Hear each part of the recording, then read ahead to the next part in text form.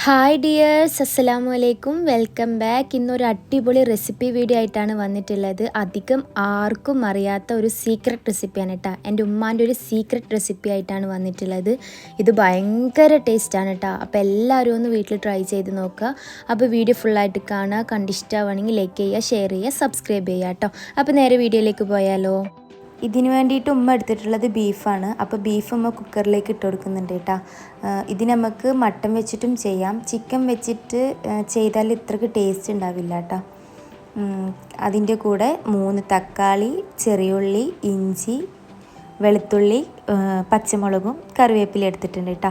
ഇതിൽ ചെറിയുള്ളിയും വെളുത്തുള്ളിയും ഇഞ്ചിയും പച്ചമുളകും ഒന്ന് പേസ്റ്റാക്കി എടുക്കണം. അതേപോലെ തന്നെ തക്കാളി ഒന്ന് കട്ട് ചെയ്തെടുത്തിട്ടുണ്ട് കേട്ടോ. ഇതൊക്കെ നമുക്ക് ബീഫ് ഇട്ട് വെച്ചതിലേക്ക് ഇട്ട് ഒന്ന് വേവിച്ചെടുക്കുക. അപ്പോൾ നമ്മൾ ഉണ്ടാക്കുന്നത് നോർമൽ ബീഫ് കറിയാണ് കേട്ടോ. ഇത് നമുക്ക് തലേ ദിവസത്തെ കറി ഉണ്ടെങ്കിൽ അത് എടുത്താൽ മതി. ഇതിനായിട്ട് കറി ഉണ്ടാക്കണമെന്നില്ല കേട്ടോ. തലേ ദിവസത്തെ കറി എന്തെങ്കിലും ഉണ്ടെങ്കിൽ നമുക്ക് അത് വെച്ചിട്ടും ഈ ഒരു റെസിപ്പി ചെയ്യാം. ഇപ്പം ഞാനിവിടെ ഉണ്ടാക്കിയെടുക്കുന്നത് കറിയാണ് കേട്ടോ, അതായത് ബീഫ് കറിയാണ് കേട്ടോ. ഇനി ഇതിലേക്ക് പൊടികൾ ചേർത്ത് കൊടുക്കുക. 2 ടീസ്പൂൺ മുളക് പൊടി, 4 ടീസ്പൂൺ മല്ലിപ്പൊടി, 3/4 ടീസ്പൂൺ മഞ്ഞൾപ്പൊടി, 1 ടീസ്പൂൺ ഗരം മസാല കേട്ടോ. ഈ പൊടികളൊക്കെ ഇതിലേക്ക് ചേർത്ത് കൊടുക്കുക. ഇതിലേക്ക് ആവശ്യത്തിനുള്ള ഉപ്പ് ചേർത്ത് കൊടുക്കുക. കൂടെ തന്നെ 1 ഗ്ലാസ് വെള്ളം കൂടി ചേർത്തിട്ട് ഇതൊന്ന് മിക്സ് ചെയ്തിട്ടെടുക്കുക കേട്ടോ. നല്ലോണം മിക്സ് ചെയ്യുക. ഇത് രാവിലെ ബ്രേക്ക്ഫാസ്റ്റായിട്ടോ ഡിന്നറായിട്ടോ ഒക്കെ ഉണ്ടാക്കാം കേട്ടോ. ഇപ്പോൾ നമ്മുടെ വീട്ടിൽ പെട്ടെന്നൊരു ഗസ്റ്റൊക്കെ വരുന്നുണ്ട് പറഞ്ഞാൽ നമുക്ക് സ്പെഷ്യലായിട്ട് അവർക്ക് കൊടുക്കാൻ പറ്റിയൊരു റെസിപ്പി കൂടിയാണ് കേട്ടോ. ഇത് നല്ലൊരു ടേസ്റ്റാണ്. നമ്മുടെ നാട്ടിൽ ഇതിനെ പറയുന്നത് ഇറച്ചിയും പിടിയെന്നാണ് കേട്ടോ. തലേ ദിവസത്തെ ബീഫ് കറിയൊക്കെ ഉണ്ടെന്നുണ്ടെങ്കിൽ പെട്ടെന്ന് ഉണ്ടാക്കാൻ പറ്റിയൊരു ബ്രേക്ക്ഫാസ്റ്റും ഡിന്നറൊക്കെയാണ് കേട്ടോ. അപ്പോൾ ഇത് നല്ലോണം മിക്സ് ചെയ്തെടുത്തിട്ടുണ്ട്. ഇനി ഇതൊന്ന് കുക്കറിൽ ഒരു 2 വിസിലിട്ട് വേവിച്ചെടുക്കാം കേട്ടോ.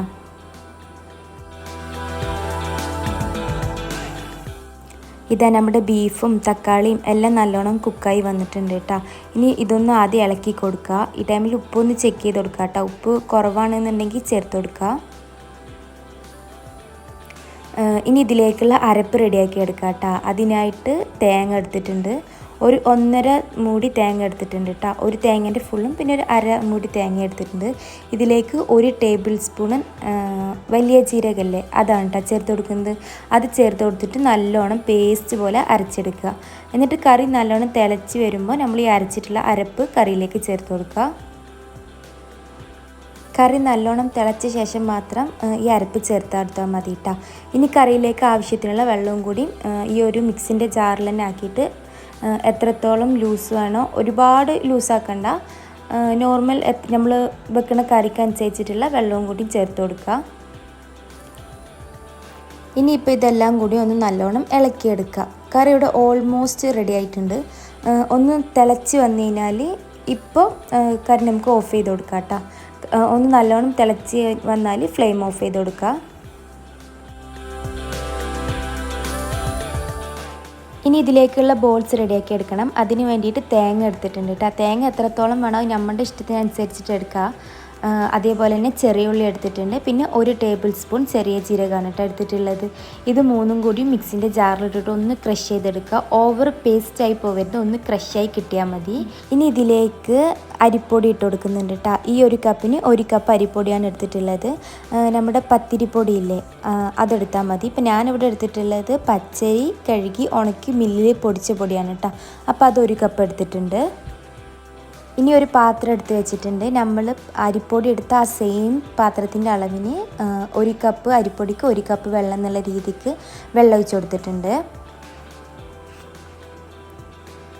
ഇനി ഇതിലേക്ക് നമ്മൾ നേരത്തെ അരച്ച് വെച്ച തേങ്ങൻ്റെയും ജീരകത്തിൻ്റെ ആ മിക്സ് ഒന്ന് ഈ വെള്ളത്തിലേക്ക് ചേർത്ത് കൊടുക്കുക കേട്ടോ. വെള്ളം ചൂടാകാൻ വേണ്ടിയിട്ട് നിൽക്കണ്ട, അതിന് മുന്നേ ചേർത്ത് കൊടുക്കുക. ഇത് ചേർത്ത ശേഷമാണ് കേട്ടോ വെള്ളം ചൂടായി വരാൻ വേണ്ടിയിട്ട്. കൂടെ തന്നെ ആവശ്യത്തിനുള്ള ഉപ്പും കൂടിയും ചേർത്ത് കൊടുക്കുക. ഇനി ഇതിലേക്ക് ചേർത്ത് കൊടുക്കുന്നത് വെളിച്ചെണ്ണയാണ് കേട്ടോ. വെളിച്ചെണ്ണ ചേർത്ത് കൊടുക്കണം. വെളിച്ചെണ്ണ ചേർത്ത് കൊടുക്കുമ്പോൾ ഇത് നല്ലൊരു സോഫ്റ്റ് ആയിട്ടുള്ള ടെക്സ്ചർ ഉണ്ടാവും കേട്ടോ. അപ്പോൾ വെളിച്ചെണ്ണ എന്തായാലും സ്കിപ്പ് ചെയ്യാണ്ട് ചേർത്ത് കൊടുക്കണം. ഇനി ഇതെല്ലാം കൂടി ഒന്ന് നല്ലോണം മിക്സ് ചെയ്തെടുക്കുക കേട്ടോ. വെള്ളത്തിൽ ഇതൊന്ന് നല്ലോണം മിക്സായി കിട്ടിയ ശേഷം ഇതൊന്ന് മൂടി വെക്കുക. ഇനി ഇത് നല്ലോണം തിളച്ച് വരണം, അതിന് വേണ്ടിയിട്ട് ഒന്ന് മൂടി വെക്കുക. ഈ ഒരു സമയം നല്ലൊരു സ്മെല്ലാണ് കേട്ടോ. ആ തേങ്ങൻ്റെയും ഉള്ളിൻ്റെയും ജീരകത്തിൻ്റെയൊക്കെ കൂടിയിട്ട് നല്ലൊരു സ്മെല്ലാണ് ഉണ്ടാവുക. ഇതാട്ടോ വെള്ളം ഇവിടെ നല്ലോണം തിളച്ച് വന്നിട്ടുണ്ട്. ഇനി ഇതിലേക്ക് നമ്മൾ നേരത്തെ എടുത്തു വെച്ചിട്ടുണ്ടായിരുന്ന പൗഡറില്ലേ, അരിപ്പൊടി ചേർത്ത് കൊടുക്കുക കേട്ടോ. അരിപ്പൊടി ചേർത്തിട്ട് അപ്പം തന്നെ മിക്സ് ചെയ്ത് കൊടുക്കുക. അല്ലാന്നുണ്ടെങ്കിൽ കട്ട പിടിക്കാനുള്ള ചാൻസ് ഉണ്ട്. അപ്പോൾ അരിപ്പൊടി ചേർത്തിട്ട് നമ്മുടെ കയ്യിലില്ലേ ചട്ടകം, അതിൻ്റെ ബാക്ക് വശം വെച്ചിട്ട് വേണം കേട്ടോ മിക്സ് ചെയ്ത് കൊടുക്കാൻ വേണ്ടിയിട്ട്. അപ്പോൾ പെട്ടെന്ന് മിക്സായി കിട്ടും, ഓവർ ബുദ്ധിമുട്ടുണ്ടാവില്ല കേട്ടോ. അപ്പോൾ ബാക്ക് സൈഡ് വെച്ചിട്ട് ഒന്ന് മിക്സ് ചെയ്ത് കൊടുക്കുക. ലോ ഫ്ലെയിമിൽ ഇട്ടിട്ട് വേണം കേട്ടോ മിക്സ് ചെയ്തെടുക്കാൻ വേണ്ടിയിട്ട്. ഇതൊന്ന് നല്ലോണം മിക്സ് ചെയ്തെടുത്താൽ മതി, ഓവർ ഇതാവൊന്നും വേണ്ട. ഒന്ന് നല്ലോണം മിക്സ് ചെയ്തെടുത്ത ശേഷം ഫ്ലെയിം ഓഫ് ചെയ്തിട്ട് ഒരു 10 മിനിറ്റ് ഒന്ന് മൂടി വെക്കുക. 10 മിനിറ്റിന് ശേഷം ഇതൊന്ന് കുഴച്ചെടുക്കണം കേട്ടോ. മാവ് നല്ല ചൂട്ടോടുക്ക് വേണം കുഴച്ചെടുക്കാൻ വേണ്ടിയിട്ട്. ചൂടാറിക്കേണ്ടി കുഴക്കുമ്പോൾ മാവ് ഹാർഡായിട്ടുണ്ടാവും കേട്ടോ, പെട്ടെന്ന് നമുക്ക് കുഴച്ചെടുക്കാൻ വേണ്ടിയിട്ട് കിട്ടില്ല. അപ്പോൾ അതിന് വേണ്ടിയിട്ട് ഇമ്മ ചൂട്ടോടുക്കെ ഇങ്ങനെ ഒരു ഗ്ലാസ് വെച്ചിട്ട് അമർത്തി കൊടുക്കുന്നുണ്ട് കേട്ടോ. അപ്പോൾ മാവ് നല്ല സോഫ്റ്റ് ആവും, ചൂട്ടോടുക്ക് കുഴച്ച പോലെ തന്നെ ഉണ്ടാവും കേട്ടോ.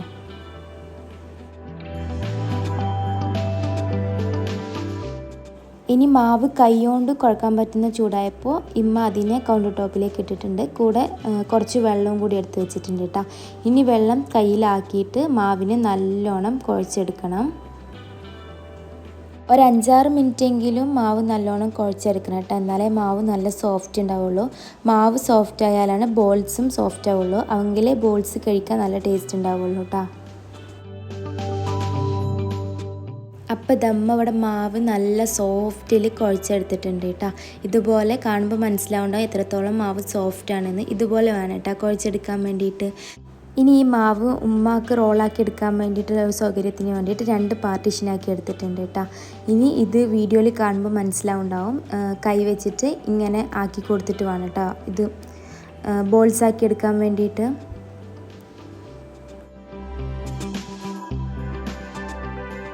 ഇതേപോലെ ഫുള്ളും ബോൾ പിടിച്ചെടുക്കണം കേട്ടോ. ഈ ഫുൾ മാവ് കൊണ്ട് ഇതേപോലെ ചെറിയ ചെറിയ ബോൾസാക്കി എടുക്കണം. അപ്പോൾ ഇതാ ഇവിടെ ഫുള്ള് ബോൾസാക്കി എടുത്തിട്ടുണ്ട്. ഈ ബോളാക്കണ പരിപാടി വലിയ റിസ്ക്കുള്ള പണിയൊന്നുമല്ല കേട്ടോ, നമ്മൾ ചെയ്യാൻ നിന്നതിനെ പെട്ടെന്നാവും. ഇനി ഈ ബോൾസില്ലേ അതൊരു 5 മിനിറ്റോളം സ്റ്റീം ചെയ്തെടുക്കണം കേട്ടോ. ഇത് നമ്മൾക്ക് കറിയിലിടേണ്ടതാണ്. അപ്പോൾ സ്റ്റീം ചെയ്തെടുത്തിട്ടില്ല എന്നുണ്ടെങ്കിൽ ഒട്ടിപ്പിടിക്കാനുള്ള ചാൻസ് ഉണ്ട് കേട്ടോ. അപ്പോൾ ഇതൊരു 5 മിനിറ്റ്, അധിക നേരമൊന്നും വേണ്ട, 5 മിനിറ്റ് ഒന്ന് സ്റ്റീം ചെയ്തെടുക്കുക. കറി ഞാനിവിടെ വേറൊരു പാത്രത്തിലേക്ക് മാറ്റിയിട്ടുണ്ട് കേട്ടോ. ഇനി ഇതിലേക്ക് മല്ലിയില ചേർത്ത് കൊടുക്കുക. നമ്മൾ കറിയിൽ മല്ലിയില ഇതുവരെ ചേർത്തിട്ടുണ്ടായിരുന്നില്ല, ലാസ്റ്റ് മല്ലിയില കൂടി ചേർത്ത് കൊടുക്കുക. കറി നല്ലോണം തിളക്കുമ്പോൾ തന്നെ നമ്മൾ സ്റ്റീം ചെയ്ത് വെച്ച ബോൾസ് ഇല്ലേ അത് ചൂട്ടോടുക്കെ തന്നെ ഈ കറിയിലേക്ക് ചേർത്ത് കൊടുക്കുക കേട്ടോ. ആ ചൂട്ടോടുക്കെ തന്നെ ചേർത്ത് കൊടുക്കണം. ഇത് ചേർക്കുമ്പോൾ ശ്രദ്ധിക്കേണ്ട കാര്യം എന്താണെന്ന് വെച്ചാലില്ലേ, ബോൾസ് ഇതിലേക്ക് വീണിട്ട് കറി ചൂടുള്ളതല്ലേ, അത് ചിലപ്പോൾ കയ്യിലേക്ക് തെറിക്കാനുള്ള ചാൻസ് ഉണ്ട്. അതൊന്ന് നോക്കിയിട്ട് വേണം കേട്ടോ ചേർത്തെടുക്കാൻ വേണ്ടിയിട്ട്, അല്ലാന്നുണ്ടെങ്കിൽ കൈ പൊള്ളാനുള്ള ചാൻസ് ഉണ്ട്, അതൊന്ന് ശ്രദ്ധിക്കണം. ഇനി ഈ കറിയിലൊന്ന് ഇത് മിക്സ് ചെയ്ത് കൊടുക്കുക കേട്ടോ.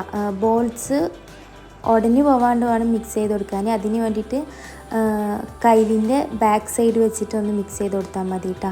അപ്പോൾ ഇത് മിക്സ് ചെയ്ത് കൊടുത്ത് മൂടി വെച്ചിട്ട് മിക്സ് ചെയ്യണ്ട കേട്ടോ, തുറന്ന് വെച്ചിട്ട് തന്നെ മിക്സ് ചെയ്ത് കൊടുത്താൽ മതി. അതേപോലെ തന്നെ കൈ എടുക്കാണ്ട് ഇളക്കിക്കൊണ്ടിരിക്കണം. അപ്പോൾ കറി ഒന്ന് തിക്കായി ഇതൊരു തിക്കായി വരും കേട്ടോ. അതുവരെ വേണം ഈ കറിയിൽ ഈ ബോൾസ് ഒന്ന് മിക്സ് ചെയ്തെടുക്കാൻ വേണ്ടിയിട്ട്. ഇതാട്ടവിടെ നല്ലോണം കുറുകി തിക്കായി വന്നിട്ടുണ്ട് കേട്ടോ. ഹൈ ഫ്ലെയിമിൽ ഇട്ടിട്ട് വേണം കേട്ടോ നമ്മളിതൊന്ന് മിക്സ് ചെയ്തെടുക്കാൻ വേണ്ടിയിട്ട്.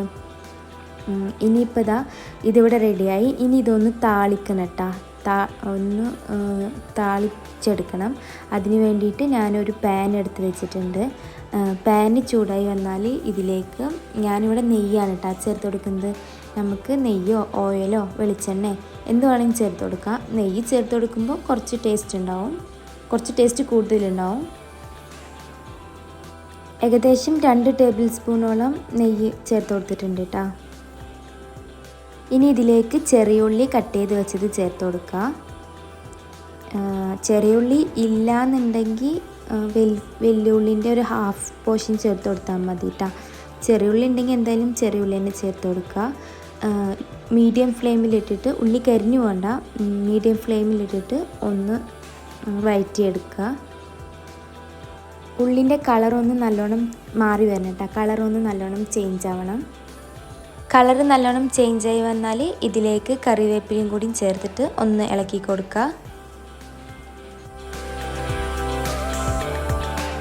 നമ്മൾ താളിച്ച് വെച്ചിട്ടുള്ള ഈ ഉള്ളിയില്ലേ, ഇത് നമ്മൾ നേരത്തെ ഉണ്ടാക്കി വെച്ചതിലേക്ക് ഇട്ട് കൊടുത്തിട്ട് ഒന്ന് നല്ലോണം മിക്സ് ചെയ്തിട്ട് എടുക്കുക കേട്ടോ. ഇത്രയേ ഉള്ളൂ. നല്ല ടേസ്റ്റായിട്ടുള്ള നമ്മുടെ ഇറച്ചിയും പിടിയോടെ റെഡി ആയിട്ടുണ്ട് കേട്ടോ. നിങ്ങൾ ഇതുവരെ ട്രൈ ചെയ്തിട്ടില്ലെങ്കിൽ ഒരിക്കലെങ്കിലും എന്തായാലും ട്രൈ ചെയ്ത് നോക്കേണ്ട ഒരു റെസിപ്പിയാണ് കേട്ടോ. ഇറച്ചിയും പത്തിരിയൊക്കെ ഇഷ്ടപ്പെടുന്നവർക്ക് എന്തായാലും ഇഷ്ടപ്പെടും. അത്രയ്ക്കും അടിപൊളിയാണ്. അപ്പോൾ ഇൻഷാ അല്ലാഹ് നെക്സ്റ്റ് നല്ലൊരു വീഡിയോ ആയിട്ട് വീണ്ടും കാണാം. Until then thank you, bye bye.